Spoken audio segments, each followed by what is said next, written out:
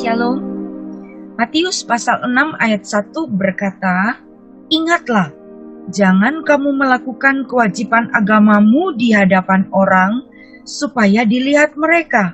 Karena jika demikian, kamu tidak beroleh upah dari Bapakmu yang di sorga."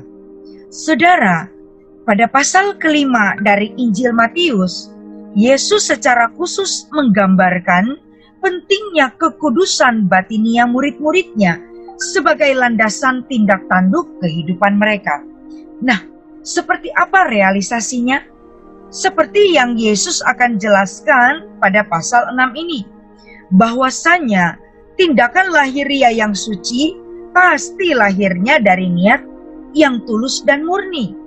Kalau niatnya tidak murni, maka tindakannya juga pasti tidak suci, alias tercampur dengan berbagai motivasi yang keliru, yang tujuannya hanya untuk dilihat oleh orang. Memang kalau kita lihat di dalam Matius pasal 5 ayat 16, Yesus memerintahkan kita untuk memancarkan terang.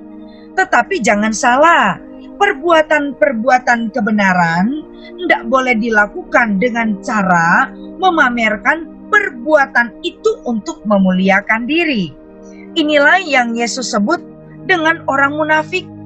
Dan perbuatan kebenaran yang mereka pamerkan itu sudah langsung dapat bayaran lunas. Melalui apa, saudara?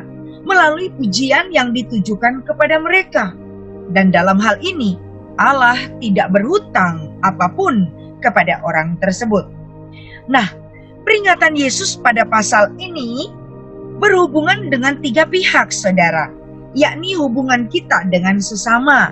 Itu dijelaskan dalam Matius pasal 6 ayat 2-4 dalam hal memberi sedekah. Lalu kemudian hal yang kedua, dalam hubungan kita dengan Tuhan. Matius 6 ayat 5-15 dalam hal berdoa. Dan yang ketiga, dalam hubungan kita dengan diri kita sendiri. Itu dijelaskan dalam Matius pasal 6 ayat 16-18 dalam hal berpuasa.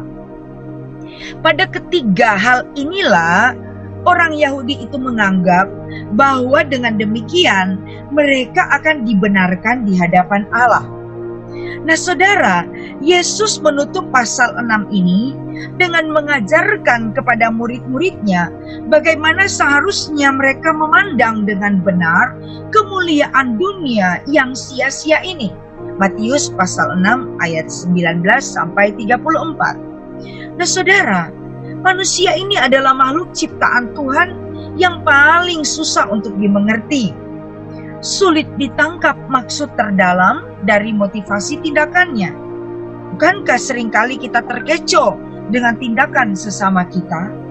Awalnya kita pikir dia tulus memberi bantuan, lah pada akhirnya kita baru sadar bahwa apa yang dia lakukan sebenarnya ada maunya, ada udang di balik batu.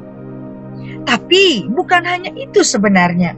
Kita juga seringkali mengecoh diri kita sendiri, saudara, dengan menyembunyikan ketidaktulusan hati dan menutup rapat motivasi yang salah.